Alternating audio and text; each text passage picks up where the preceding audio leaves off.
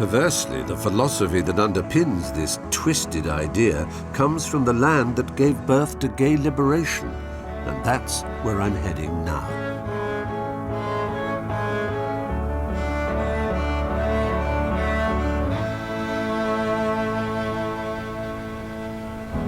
America is the home of reparative therapy, a therapy that claims it can change people from gay to straight through a series of sessions costing $140 a pop. Its most prominent practitioner, Joseph Nicolosi, is based here in LA, and I wanted to meet one of his patients who had managed to reverse his sexuality. I was home one weekend and I said, I am, but I don't want to be homosexual. Yeah. And how did you respond to that, Carol? My heart broke because I knew his life would be more difficult than I would want for my child. Yes.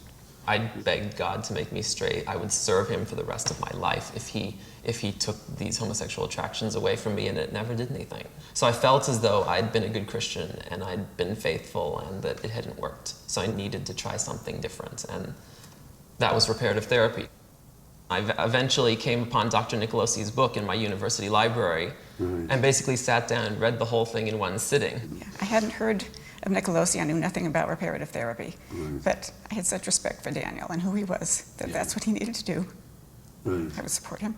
Presumably he's trying to prepare you for a moment when you're walking along the street and there's a guy and he gives you a set of tools to apparently to deal with that. Yes. You would ask yourself, well, what characteristic of that guy do I find most attractive? Right. And you take those characteristics and say, well, what internal faults in myself do those represent? What you are seeing is a mirror of the things you lack. Yes. And for how long did you see him? How many sessions? Was it every couple of years? Or? From start to finish, it was about a year and a half. Are you now in a state where you're actually happy with who you are? Yes. Since then, I've been satisfied with my sexuality.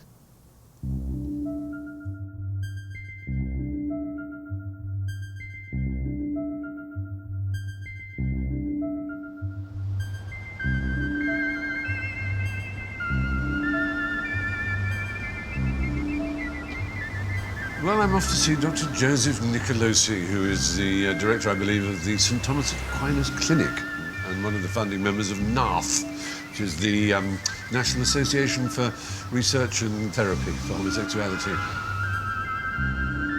He uses the rather confusing phrase, gay people can come out of their homosexuality. They can come out of their coming out. And naturally, I'm not disposed to favour him, but I'm going to let him say what he has to say and listen to it, and I'm not here to have a fight. It's really just to see whether he really thinks there is something scientific underlying his work.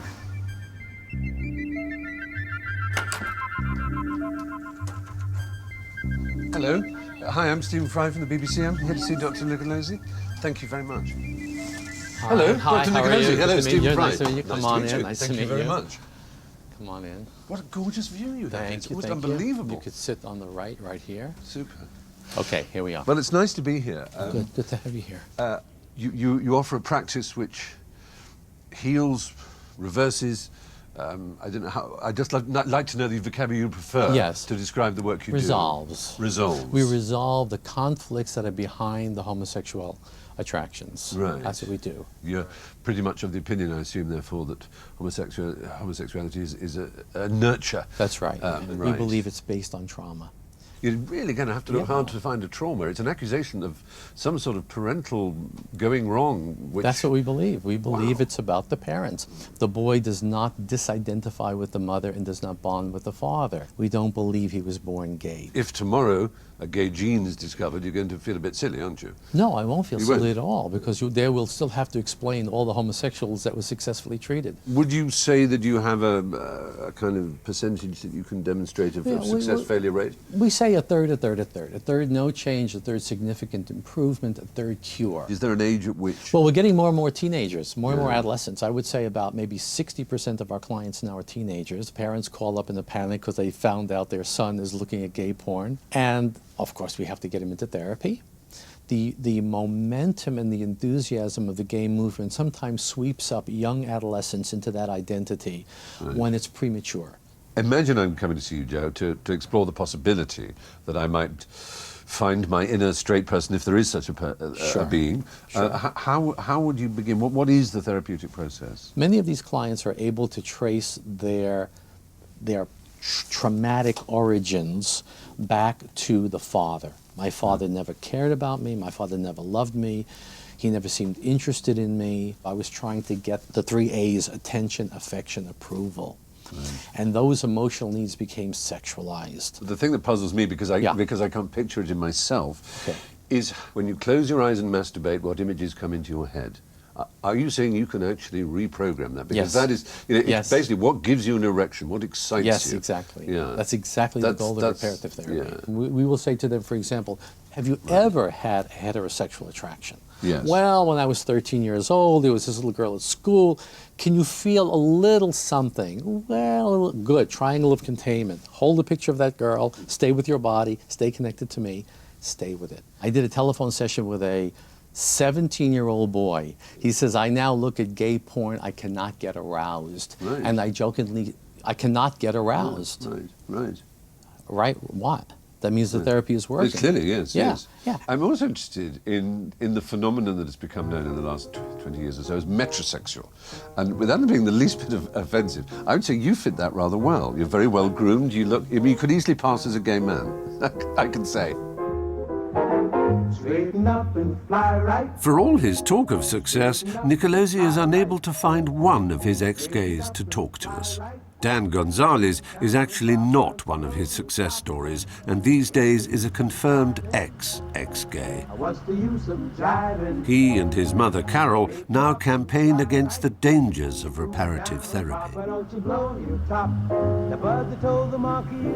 You take the people that are on the posters for ex-gay programs, and not even they will tell you that they're 100% straight. They give you these bizarre, convoluted answers about how they love women, how they love their wife, but they're not physically attracted to a woman walking down the street. And you get these bizarre answers. That's not heterosexuality. And not to mention damaging. Because every time you feel attracted to someone, that's supposedly a reminder of how you're broken. And what it doesn't cover, for me and for most gay people I know, ultimately being gay, like any other part of being human, is about love. Was that ever addressed, the nature of love, or was it always just about sexual attraction and how you get rid of that? It was always just about sexual attraction and how you get rid of that. And I came to the point where I realized there was nothing wrong with it, and that I didn't need to change, and that I couldn't change. Did that mean also that you had to abandon your faith? I had to abandon my faith. Right. Can I ask, on personal matters, have you had a partner, or do you have a partner, and are you happy? I'm single at the moment, but I have dated and had boyfriends, yes. Yeah. Nice boys, you like them? Oh, yes. Daniel has good taste. Yeah, I'm sure he does. I'm sure he does. What is your feeling, all told, would you say, Carol, about Dr. Nicolosi and his program? I think he should be ashamed of himself. Right. I can see you are angry about it, yeah. Reparative therapy makes the assumption that being gay is a problem for which families are somehow to blame. But for me, this is an argument that just doesn't add up. I have two parents whom I completely adore. My mother is the warmest, loveliest, kindest person in the world. My father is equally wonderful, though I will confess, I felt very cold towards me and to my brother, incidentally, when we were young. And I was scared of him. So in that sense, yeah, he's on the money. I had that kind of father, but so did my brother. You know, I mean, it's just not good enough. And I don't think it really matters. I think the point is that if there is a problem, it's with society.